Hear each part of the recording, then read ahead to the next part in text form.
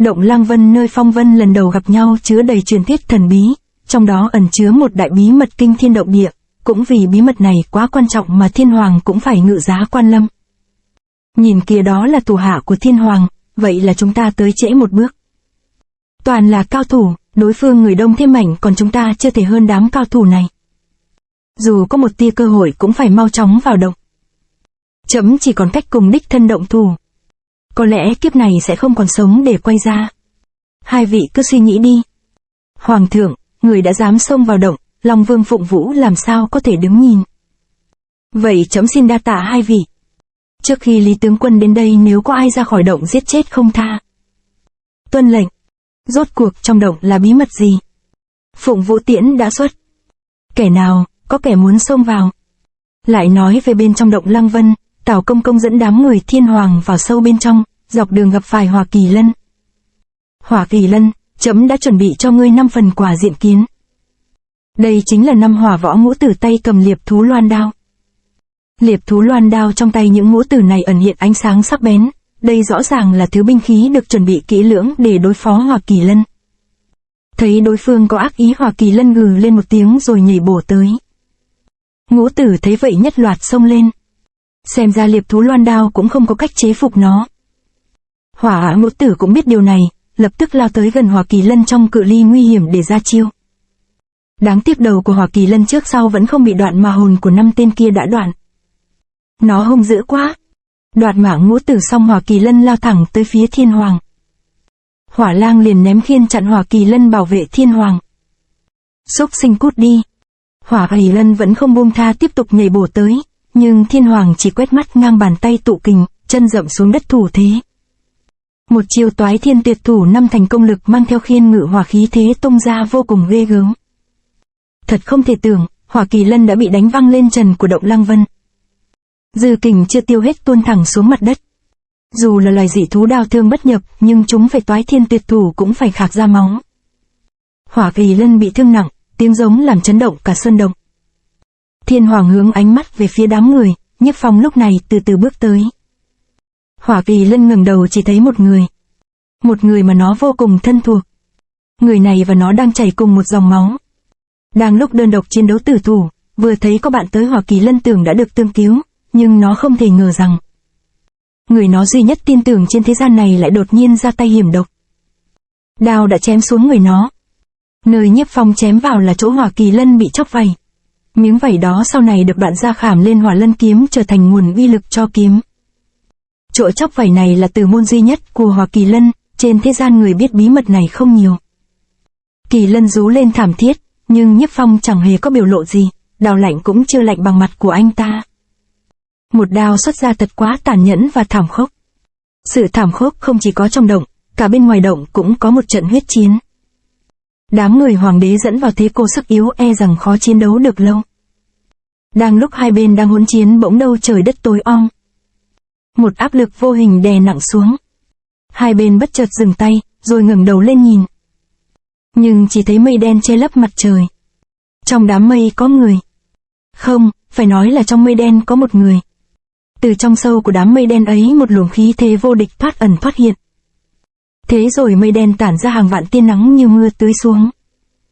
Đó là ánh nắng địa ngục, ánh sáng mang lại nỗi khiếp sợ cho thế nhân. Chỗ ánh sáng lạnh đi qua, các cao thủ đông doanh đều tuôn máu chết ngay tại chỗ. Nhanh như chớp, bóng người đã đến được cửa động Lăng Vân. Kẻ nào? Đám người hoàng đế liền đuổi theo vào. Từ chỗ sâu tối bỗng phát tán ra một bức lực đáng sợ. Mọi người khoan đã. Chỉ thấy người đến đứng quay lưng lại, trong bóng tối chỉ thấy áo choàng phất phới vô định.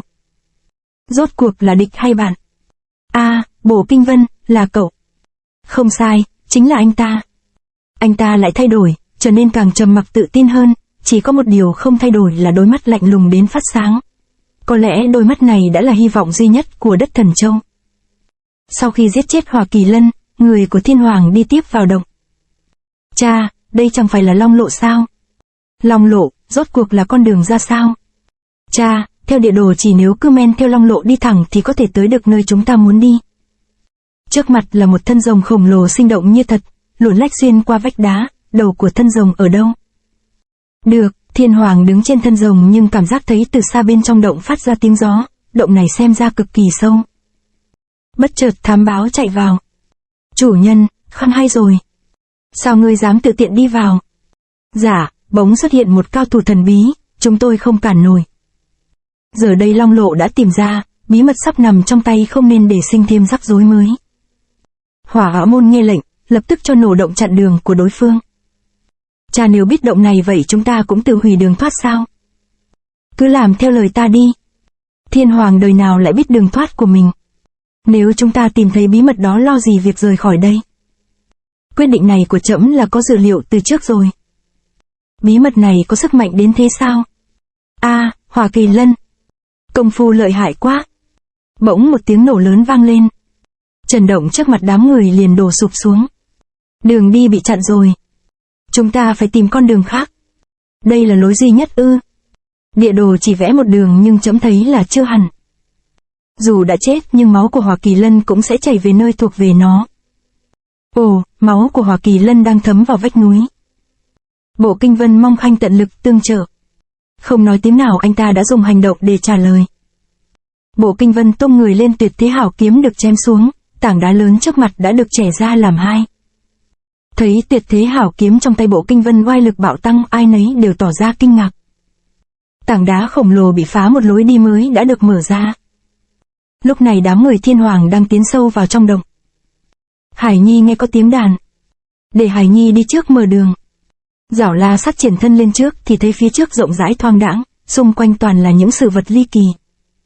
Phía trước có ánh sáng chính là nơi cất giấu bí mật. Đám môn hạ đông doanh lập tức tản ra dàn trận xung quanh Thiên Hoàng. Cha, ở đây có cây đàn.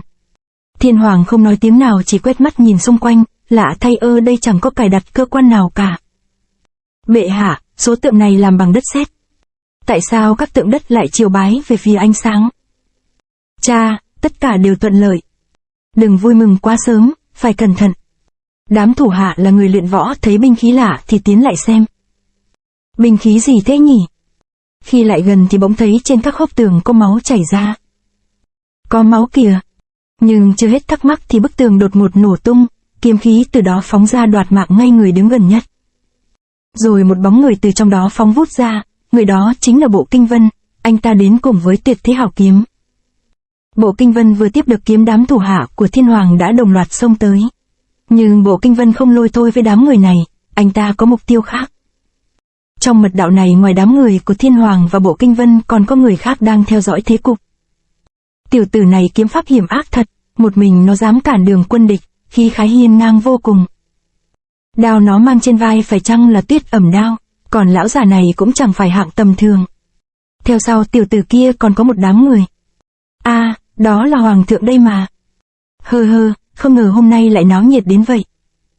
Thì ra có người đang quan sát đám người ở phía dưới qua một ô cửa nhỏ. Hai ta tạm thời án binh bất động xem nó có bao nhiêu cân lượng đi ha. Bất cứ kẻ nào cản đường chấm nhất định giết chết không tha. Lão già này xem ra muốn ra tay rồi. Kinh Vân, nếu gặp Thiên Hoàng con hãy dùng kiếm pháp mới này. Lão già đó ra tay rồi, có gấp gáp quá không? Đứa đứng sau lão ta dường như có hành động. Lão không tấn công tên tiểu tử đó, lão muốn trừ hoàng đế trước, nhưng hoàng đế cũng có cao thủ bên cạnh, lão chưa thể đắc ý. Đám cao thủ này đối với ông ta chỉ là một bầy kiến. Ra tay thật tàn ác, lão không giết hoàng đế ngay. Xem lão hai chân đạp lên vai hoàng đế đã đủ thấy là lão ta muốn làm nhục hơn là muốn giết.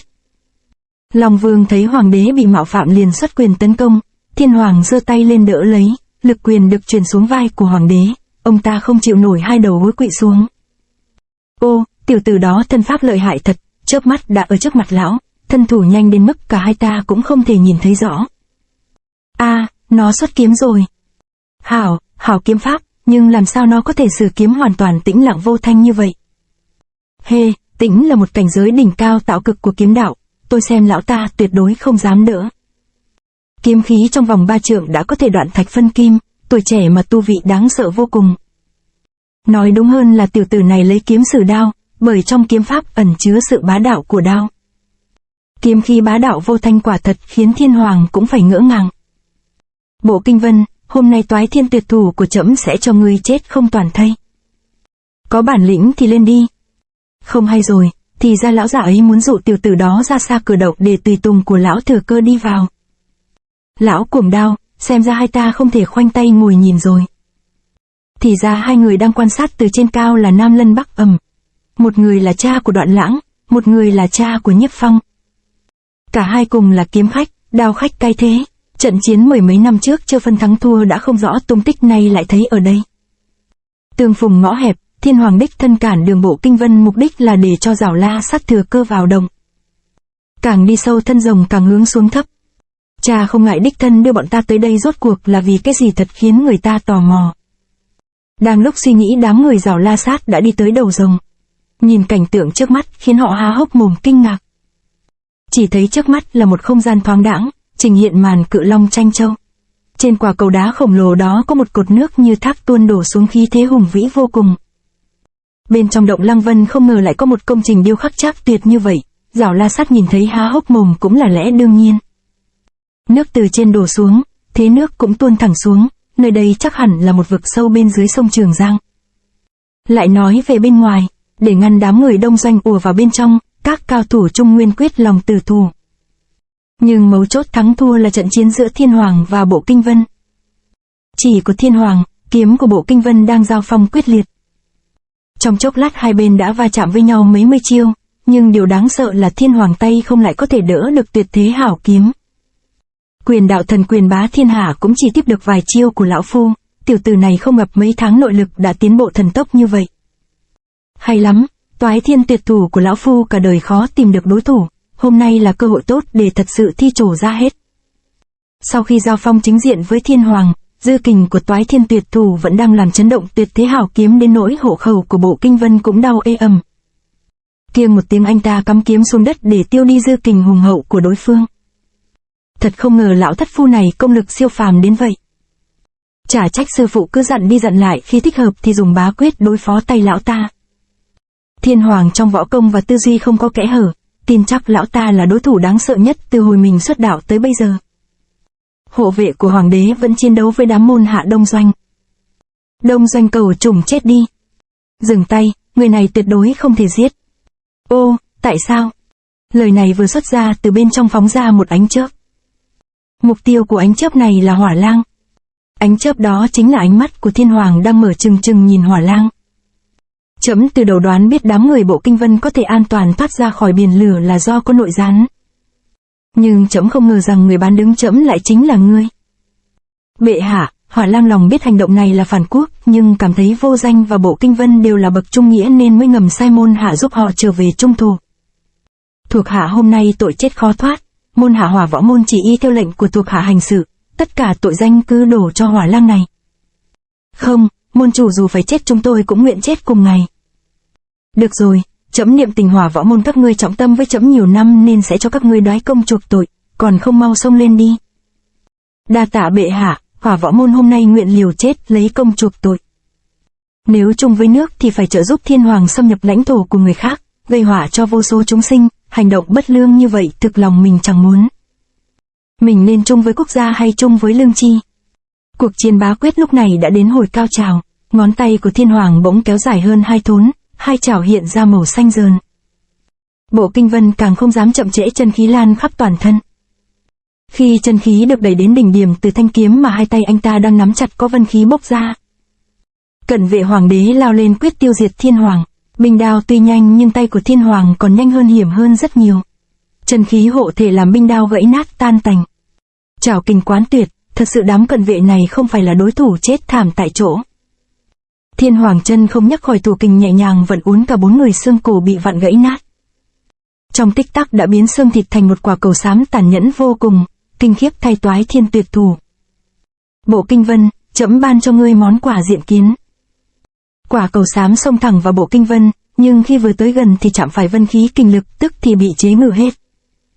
Máu của những người này nhuộm đỏ đẫm vân khí. Hai người lần lượt sử ra kỳ chiêu, những người có mặt không ai không bị cuộc quyết đấu này thu hút. Người đứng đầu một nước lại sử dụng võ công tàn độc như vậy, thật là mất hết phong Phan quốc quân. Hóa khí vị kình, hóa kỳ vị hư. Kinh Vân, vốn gia đỉnh cao của kiếm đạo chỉ là làm sao ngự được kiếm khí vô hình, nhưng từ khi có tất khí hộ nhất thì từ đó có thể ngộ ra một thứ kiếm khí hữu hình thực chất. Đây là cảnh giới mới nhất đối lập hoàn toàn với vô hình kiếm khí. Cảnh giới này tựa có tựa không, nó ở khoảng giữa của hữu và vô. Trong đời ta cũng chỉ có một lần gặp được người vượt qua ngoài cảnh giới trí cao của kiếm đạo. Đó chính là kiếm thánh, đáng tiếc kiếm 23 của ông ta được sử ra khi đã gần đến cái chết, trong mắt ta đó là một sự thất bại. Nhưng thật không ngờ con có thể như vậy, vì trải qua cam go mà đã có thể ngộ ra kiếm đạo không thua kém kiếm 23, hay lắm, đúng là hậu sinh khảo úy. Sư phụ, kiếm đạo hoàn toàn mới mà đệ tử ngộ ra này nhờ có sư phụ chỉ dạy mà nên, kính xin sư phụ đặt tên cho nó. Kiếm đạo của con đáng lẽ là loại kiếm đạo không thể có thật trên thế gian, nên e rằng cũng khó có chữ nào xứng đặt tên cho nó. Có lẽ chỉ có chữ này. Thiên Hoàng, vì trận chiến hôm nay ta đã khổ luyện 3 tháng, tiếp chiêu đi. Hê, tiểu tử người tỏa ra vân khí làm khiên hộ thân, muốn thừa lúc tầm nhìn của lão phu không rõ để tấn công ư? Đáng tiếc ngươi che được mắt chứ không bịt được tay lão phu đâu. Lão ta mắt không nhìn nhưng tay thay được mắt, có thể nhận rõ đường kiếm của mình. Tấn công liên tục mấy chiêu không đắc thủ, Bộ Kinh Vân bèn biến chiêu. Chỉ thấy hữu hình kiếm khí lóe lên rạch phá hư không, đây chính là thức thứ nhất kiếm lưu ngân trong bá tuyệt mà anh ta mới luyện thành. Kiếm thế đi qua để lại vết sẹo trong hư không. Ô, áp lực hùng mãnh vô cùng, nhưng tại sao hoàn toàn không phát ra tiếng động? Hảo tiểu tử, không chỉ có thể luyện ra được loại kiếm pháp khí thế bá đạo mà vận hành chẳng phát ra âm thanh. Vô danh vận chỉ khắc chữ lên vách. Kinh vân kiếm đạo của con sau này lấy chữ này mà đặt tên đi. Sư phụ, thế gian có vô số chữ lạ, đệ tử bất tài nhưng hình như chưa gặp qua chữ này. Cũng khó trách bởi vì đây là chữ không có trên thế gian, mà là ta tạo ra ứng theo kiếm đạo mà con ngộ ra. Tựa vân phi vân, tựa kiếm phi kiếm, là nội tâm, chữ này còn có thể đọc nó là bá. Cái gì, bá? Thước thứ nhất của bá tuyệt, kiếm lưu ngân một khi đã sử ra cả hang động lung lay, thân rồng như bị sét đánh đứt ra làm đôi. Kiếm khí hùng hậu vô cùng, Thiên Hoàng cũng phải lo né tránh. Không tiếng động mà lại nhanh ở giữa hư và thực, nhưng lại có sức bộc phá đoạt mệnh. Đang lúc suy nghĩ mây mù lại lần nữa cuốn tới, lần này mục tiêu là mắt của Thiên Hoàng. Thân thủ của Thiên Hoàng như ảo ảnh thoát đi, người đứng sau tức thì bỏ mạng. Sao, kiếm của nó có thể kéo dài ra, kiếm kéo dài chẳng phải là ảo mà là thực. Đối đầu với giải phải dùng cận chiến, Thiên Hoàng lập tức áp sát tấn công, nhưng sau vài chiêu phải lui ra xa. Không thể nào, kiếm của nó làm sao có thể biến thành roi. Phụ Hoàng hiện đang ngăn cản Bộ Kinh Vân chúng ra, mau thừa cơ vào động. Vọng tưởng. Lời chưa dứt kiếm khí như con dao long đã vụt cắt qua. Đường kiếm đi như nước chảy mây trôi tựa như đi roi, liệu ảnh này thật ra là do kiếm khí hữu hình sinh ra. Đây là thức thứ hai trong bá quyết dùng để bổ khuyết cho tính không linh động của tuyệt thế hảo kiếm. Kiếm lưu vân. Kiếm lưu vân vừa sử ra, Thiên Hoàng biết Bộ Kinh Vân không thể xem thường được nữa, tức thì chủ động tấn công. Bộ Kinh Vân cổ tay lượn một vòng, kiếm lập tức như nước như mây tống ra. Nhưng điều kinh dị nhất, khó nghĩ đến nhất lại xảy ra, Thiên Hoàng dùng hai chảo bắt gọn lưỡi kiếm sắc bén của tuyệt thế hảo kiếm. Muốn thắng toái thiên tuyệt thủ của phụ hoàng ta thì thật là vọng tưởng. Thân hình như sợi tơ, Thiên Hoàng đã lượn mình ra sau lưng của Bộ Kinh Vân, một cước dẫm mạnh lên lưng anh ta. Hảo tiểu tử, cốt cách tinh kỳ, nội lực thâm hậu. Thân hình Bộ Kinh Vân loạng choạng, Thiên Hoàng liền chuyển xuống tấn công bộ pháp, toàn thân Bộ Kinh Vân đã mất kiểm soát, bị Thiên Hoàng thổ kình thả kiếm đẩy văng đi. Sau khi đánh văng Bộ Kinh Vân, Thiên Hoàng tức tốc tiến tiếp vào trong, nhưng có một người lại tấn công ông ta từ phía sau. Người xuất tiễn cản đường chính là Phụng Vũ. Tuyệt thế hảo kiếm còn không làm gì được ông ta, huống chi là tiễn này, nhưng mục đích chính của Phụng Vũ là kéo dài thời gian. Lúc này Bộ Kinh Vân đã lại xuất kiếm, kiếm lưu vân hành chiêu uy lực lan xa, Thiên Hoàng đã biết trước nên cũng nghi kỵ mấy phần. Tiểu tử này càng chiến càng dũng, hai đứa con của mình đã vào động rồi, thôi thì mình thủ ở đây kéo dài thời gian. Trong động tại nơi đầu rồng, Nhị đế tình hình thế nào? Theo địa đồ chỉ, bí mật chúng ta muốn tìm nằm trong quả cầu dưới cột nước đó. Nhưng có một vấn đề nan giải, vừa rồi đệ đã sai mấy người tiếp cận quả cầu ấy, nhưng quả cầu cực trơn, cộng thêm càng vào giữa thế nước chảy càng gấp. Những người đệ phái đi công phu hạ bàn đều giỏi, nhưng không ai có thể đứng vững trên ấy, chứ đừng nói vào giữa quả cầu. Hơn nữa còn bị trượt xuống quả cầu đó, chắc chắn sẽ phải theo dòng nước chìm sâu xuống đáy vực. Nhị đệ, chuyện còn con này chỉ làm khó được đệ mà thôi, nhưng không làm khó được đại ca này đâu. Lần này thang sắt của ta phát huy tác dụng rồi. To gan, mật địa Trung Nguyên làm sao có thể để ngoại bang các ngươi xâm phạm. Thức thời thì mau cút khỏi đây, nếu không đừng trách lão phu đại khai sát giới. Người này tiếp cận mà chẳng phát ra tiếng động, rốt cuộc là thần thánh phương nào. Bên ngoài Thiên Hoàng vẫn đang kịch chiến cản đường, bỗng ông ta chậm lại. Đây là tiếng của Đại Thiết Thê mà. Chết, tụi nó xảy ra chuyện. Bộ Kinh Vân, lão phu tìm cho ngươi một đối thủ khác đây. Mắt của Thiên Hoàng liếc qua Nhiếp Phong như ra lệnh. Nhiếp Phong, Bộ Kinh Vân giao cho ngươi. Nói rồi ông ta triển thân bỏ đi, chiếc nón là quán đầy kình lực liền bay tới Bộ Kinh Vân, Nhiếp Phong lúc này đã sẵn sàng xuất thủ. Bộ Kinh Vân quay đầu nhìn lại chỉ thấy người đứng bên trên tóc bay phấp phới còn gương mặt thì đầy ma khí. Phong, đệ không sao thì tốt rồi. Ô, Nhiếp Phong tại sao lại hùa về cùng phe với đám Thiên Hoàng? Phong, từ sau trận chiến ở Vô Thần Tuyệt Cung huynh luôn giữ Tuyết Ầm thay đệ, hôm nay có thể vật quy nguyên chủ. Đao chắc gì cũng trả cho đệ, cần gì phải gấp như vậy. Lấy đao trả cước, không kịp đề phòng, Bộ Kinh Vân nếm liền mấy cước của Nhiếp Phong khiến anh ta bất ngờ vô cùng. Phong, đệ làm sao vậy? Mỗi đường kiếm đều mang theo nội lực thâm hậu. Dùng ma nhãn xem hắn có bao nhiêu cân lượng. Còn mắt ma đao như đèn pha quét khắp người Bộ Kinh Vân. Phong, đệ có nhớ huynh không? Huynh là Vân sư huynh đây. Đệ tại sao lại giúp cho Thiên Hoàng cản huynh? Không có tiếng của Nhiếp Phong đáp lại. Toàn thân y bào phủ vân khí, mọi khí môn trên cơ thể đều được đả thông. Kiếm và tay tụ khí nhiều nhất, người kiếm đã nối liền một thể. Nhân kiếm vô ngã, hảo. Bộ Kinh Vân, Nhiếp Phong xem ra đã hoàn toàn không nhận ra Khanh. Chuyện tới nước này bí mật không thể để Thiên Hoàng khám phá ra. Đại cuộc làm trọng, dù là Nhiếp Phong nếu cản đường cũng buộc phải giết. Bộ Kinh Vân chẳng hề do dự, bởi một tiếng hét sởn gai ốc của Nhiếp Phong đã khiến cho anh ta không còn sự lựa chọn nào khác. Nhiếp Phong như điên như cuồng, Nhiếp Phong đã chẳng chút lưu tình, anh ta dùng đường đao hiểm ác nhất chém xuống đầu Bộ Kinh Vân. Rốt cuộc tại sao Nhiếp Phong lại giúp Thiên Hoàng, cuộc chiến giữa Phong Vân nên kết thúc ra sao? Không lẽ Bộ Kinh Vân thật sự vì đại cục mà kiếm bất lưu tình? Đất này là Trung Nguyên, các ngươi không hỏi đã xông vào, bất cứ ai ở Trung Nguyên cũng có thể can thiệp. Người đang nói chính là Đoạn Soái. Nếu ngươi muốn giữ mạng cho tiểu tử này thì lập tức cút khỏi Trung Nguyên. Thiên Hoàng khập khiễng bước chân không ngừng. Đại nghiệp sắp thành, hôm nay tuyệt đối không thể bại, là con của trẫm các đã biết phải làm sao rồi chứ. Dạ thưa cha. Chữ cha vừa phát ra, Giảo La Sát hai tay bỗng nắm chặt Đoạn Soái, tiếp đó đạp phóng người ra sau. Hiện trường ngoài Đoạn Soái còn có Nhiếp Nhân Vương, mắt thấy Giảo La Sát muốn Đoạn Soái cùng chết theo mình thì kinh hãi vô cùng. Nam Lân Bắc Ẩm chưa chết, cớ sao mười mấy năm qua ở suốt trong động Lăng Vân, rốt cuộc trong động có ẩn chứa bí mật gì?